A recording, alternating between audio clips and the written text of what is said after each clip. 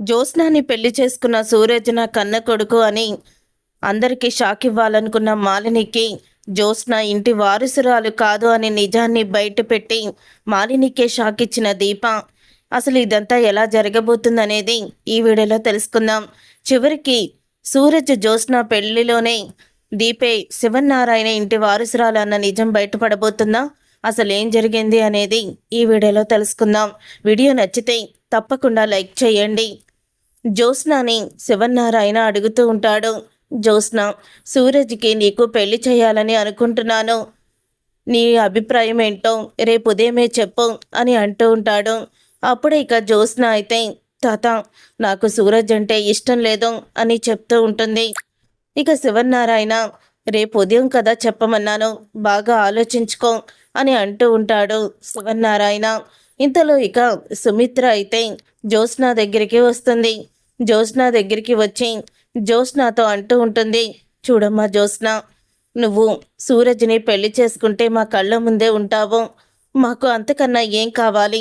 సూరజ్ని చాలా రోజుల నుంచి మనం చూస్తూనే ఉన్నాము, తను చాలా మంచివాడు అని చెప్తూ ఉంటుంది సుమిత్ర. ఇక సుమిత్ర అలా చెప్పిన తర్వాత అప్పుడు ఇంకా జ్యోత్స్న, మమ్మీ అది కాదు మమ్మీ అని అంటూ జ్యోత్స్న చెప్పబోతూ ఉండగా, రేపు ఉదయం వరకు మీ తాతయ్య గారు నీకు టైం ఇచ్చారు కాబట్టి చెప్పు అని అంటూ ఉంటుంది సుమిత్ర. తర్వాత ఇక దశరథ ఇంటికైతే వచ్చేస్తాడు. వచ్చిన తర్వాత జరిగిందంతా సుమిత్ర దశరథతో చెప్తుంది. అప్పుడు ఇక దశరథకి కార్తిక్ ఫోన్ చేసి జ్యోత్స్న పెళ్లికి ఒప్పుకోవాలంటే ఆస్తిని రాస్తామని చెప్పాలి, అప్పుడు తను పెళ్లికి ఒప్పుకుంటుందని దశరథకి చెప్పేస్తాడు.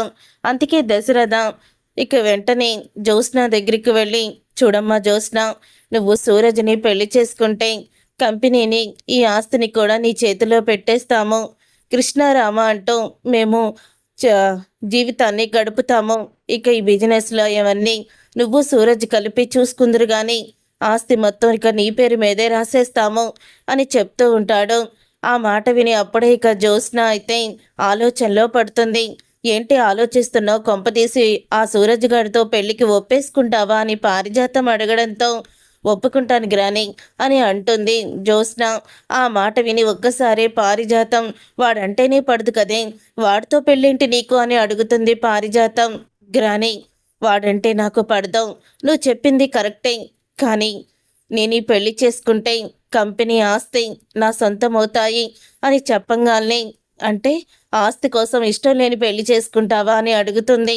ఆస్తి కోసమే కదా నన్ను ఇంటి వారసురాల్ని చేశావు, ఈ ఇంటి మహారాణిగా నేను ఉండాలనే కదా ఇదంతా చేశావు, ఇప్పుడు పరిస్థితుల కారణంగా నేను నా నిర్ణయం మార్చుకోవాలి, అయినా ఈ ఆస్తి నా చేతికి వచ్చేవరకే వాడు నాకు మొగుడు, తర్వాత వాడెవడో నేనెవడో అని అంటూ ఉంటుంది జ్యోత్స్న. అప్పుడు జ్యోత్స్న ఏంటో చూపిస్తాను అని చెప్తూ ఉంటుంది. అవునే, నువ్వు చెప్పింది నిజమే, ఆస్తి నీ చేతిలో పడితే ఎవరి మాట వినాల్సిన అవసరం కూడా నీకు లేదు కదా అని చెప్తూ పారిజాతం కూడా పెళ్లికి ఒప్పుకుంటుంది. ఇక జ్యోత్స్న పెళ్లికి ఒప్పుకోవడంతో పెళ్లి ఏర్పాట్లన్నీ కూడా చేస్తారు. పెళ్లి ఏర్పాట్లు చేసి అంగరంగ వైభవంగా జ్యోత్స్న సూరజ్ల పెళ్లి అయితే చేస్తారు. ఇంతలో దక్షిణామూర్తి అలాగే మాలిని కూడా పెళ్లికి వస్తారు. పిలవని పేరంటానికి రావడమేంటో అని అంటూ ఉంటాడు శివన్నారాయణ. ఇది నా మనవరాలు పెళ్ళి, ఎవరు పిలిచినా పిలవకపోయినా నేను వస్తాను, నేను చూస్తాను, ఆశీర్వదిస్తాను అని అంటూ ఉంటాడు. అప్పుడు ఇక ఆ మాట విని చెప్తూ ఉంటుంది సుమిత్ర, చూడనివ్వండి మావయ్య గారు, వాళ్ళకి ఎలాగో మనం పిలవము, ఆ రాత లేదు, ఇలా పెళ్ళికి దొంగ పెళ్ళికి వచ్చినట్టు వచ్చారులే మాంగారు కోడలు అని చెప్తూ ఉంటుంది సుమిత్ర. పెళ్లిలో గొడవ వద్దు మావయ్య గారు, ఇన్నాటికి నా కూతురు పెళ్లికి ఒప్పుకొని దాని పెళ్లి ప్రశాంతంగా జరుగుతుంది, వీళ్ళు వల్ల మళ్ళీ పెళ్ళికి ఆ ఆటంకం రాకూడదు అని సుమిత్ర అయితే చెప్తుంది. దాంతో ఇక శివన్నారాయణ కూడా కోప్పడకుండా ఆగుతాడు. తర్వాత మాలిని అలాగే దక్షిణామూర్తి ఇద్దరు కూడా ఎదురుగుండానే కూర్చుంటారు. సూరజ్కి జ్యోత్స్న మెడలో ఇక సూరజ్ అయితే తాళి కడతాడు. తాళి కట్టిన తర్వాత తలంబ్రాలు అన్నీ కూడా సరదాగా కూడా జరుగుతాయి.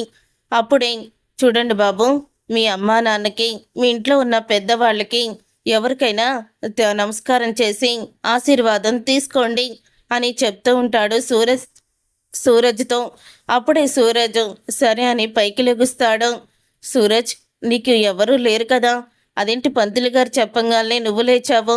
ఓ, తాతయ్య కాళ్ళకి దండం పెడతావన్నమాట అని అంటూ ఉంటాడు కార్తీక్. లేదు, నా వాళ్ళొచ్చారు అని అంటూ ఉంటాడు సూరజ్. నీ వాళ్ళొచ్చారా? నీకెవరూ లేరన్నావు కదా అని అనంగానే లేరు, ఇప్పుడు వచ్చారు అని చెప్తూ దక్షిణామూర్తి మాలిని దగ్గరికి అయితే వెళ్తారు. ఇక దక్షిణామూర్తి కాళ్ళు మొక్కుతాడు సూరజ్.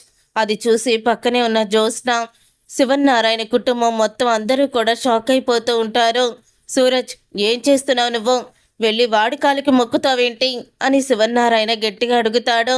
అప్పుడే ఇక సూరజ్, నేను ఈయన మనవణ్ణి, మరి మా తాతయ్యకి మొక్కకుండా ఎవరికి మొక్కుతానో అని సూరజ్ చెప్పంగానే ఒక్కసారి అందరూ షాక్ అయిపోతూ ఉంటారు. నీకేమన్నా పిచ్చి పట్టిందా? నువ్వు ఈయన మనవడివేంటి అని అడుగుతూ ఉంటుంది జ్యోత్స్న.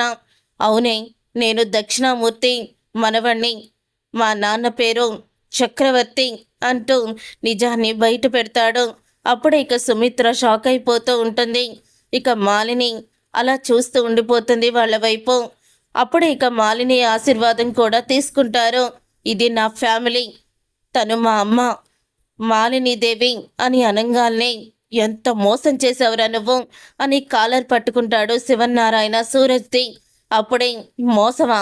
మోసం చేయలేదు, మా అమ్మ పగని పంచుకున్నాను, మా తాతయ్య ఆశయాన్ని నెరవేర్చాలనుకున్నాను, అందుకే మంచివాడిగా మీ ఇంట్లోకి మీ మనిషిగా అడుగు పెట్టాను అంటూ సూరజ్ అయితే చెప్తాడు. ఆ మాట విని సుమిత్ర సూరజ్ దగ్గరికి వెళ్ళి, ఓహో, మమ్మల్ని నిండా ముంచేసి నమ్మక ద్రోహం చేయమని మీ తాతయ్య పంపించాడనమాట. ఇలా మా మీద కక్ష తీర్చుకోవాలనుకున్నాడా? దొంగదారుల్లో మా ఇంటికి వచ్చి మంచివాడిలా నటించి నువ్వు నా కూతుర్ని పెళ్లి చేసుకున్నావు అంటే మా అందరి నమ్మకం మీద కొట్టి మీ తాతలాగే మమ్మల్ని నువ్వు మోసం చేశావు కాబట్టి నా కూతురికి అసలు నువ్వు భర్తవే కాదు, ఇది జరిగింది పెళ్ళే కాదు అని అంటూ ఉంటుంది సుమిత్ర. సుమిత్ర, ఏం మాట్లాడుతున్నావు? నీ కూతురు నా కోడలు అవ్వడం నాకు ఎంతో ఇష్టం. నాకు నీ మీద ఏమీ పగలేదు, పగల్లా మీ మావయ్య గారి మీదే అని అంటూ ఉంటే మా మావయ్య గారు మేము వేరు వేరు కాదు. జ్యోత్స్న, నువ్వు ఇలా వచ్చేసాయి అని అంటూ ఉంటుంది సుమిత్ర. అప్పుడు ఇక జ్యోత్స్న వెంటనే వేసిన బ్రహ్మముడి చీరకి పంచికి వేసిన ముడిని ఇప్పేస్తుంది. ఇక ఇప్పేసి సుమిత్ర దగ్గరికి అయితే వస్తుంది. ఇంకా మాలిని అయితే, చూడు, ఇప్పుడు నువ్వు ఈ బంధాన్ని తెంచుకోవచ్చు, కానీ శివన్నారాయణ గారు మనవరాలే, నా ఇంటి కోడలు శివన్నారాయణ్ణి అనగదొక్కి తన మనవరాలని నా కోడలుగా చేసుకున్నాను అని మాలిని అంటూ ఉంటే అప్పుడు ఇక దీప క్లాప్స్ కొడుతూ, నువ్వు ఓడిపోయావు మాలిని అని అంటూ ఉంటుంది. నేను ఓడిపోయానా? ఏంటి నువ్వు మాట్లాడేది? నేను గెలిచాను, ఆ శివన్నారాయణకి షాక్ ఇచ్చాను అని చెప్తూ ఉంటే ఏంటి సమ్మరిపడిపోతున్నావా? నువ్వు కోడలుగా చేసుకుంది శివన్నారాయణ మనవరాల్ని కాదు అని అంటూ ఉంటుంది దీప. ఆ మాట విని ఒక్కసారి జ్యోత్స్న, పారిజాతం దీప నిజం చెప్పేస్తుందేమని భయపడిపోతూ ఉంటారు. ఇక కార్తీక్ కూడా, అవును, నువ్వు శివన్నారాయణ మనవరాల్ని పెళ్లి చేసుకొని శివన్నారాయణని ఓడించాననుకున్నావు, కానీ నువ్వు నీ ఇంటి కోడలుగా చేసుకుంది ఎవరినో తెలుసా? పారిజాతం మనవరాలని, పారిజాతం కొడుకు దాసు కూతుర్ని నువ్వు ఇంటి కోడలుగా చేసుకున్నావు. ఏ పని మనిషి అంటూ పారిజాతాన్ని మర్యాద ఇవ్వకుండా పారిజాతం అనే పేరుతో పిలుస్తావో ఆ పారిజాతం మనవరాలే నీ ఇంటి కోడలయ్యింది. సుమిత్ర కూతురు జ్యోత్స్న కాదు, సుమిత్ర కూతురు దీప అంటే నా భార్య అంటూ దీప ఇంటి వారసురాలన్న నిజాన్ని ఇద్దరూ కలిపి బయట పెడతారు కార్తీక్, దీప. చూసారుగా ఫ్రెండ్స్, రాబోయే కథలో ఖచ్చితంగా ఇలాగే జరగబోతుంది. మరి ఇలాగే జరగాలని మీరైతే కోరుకుంటున్నారా?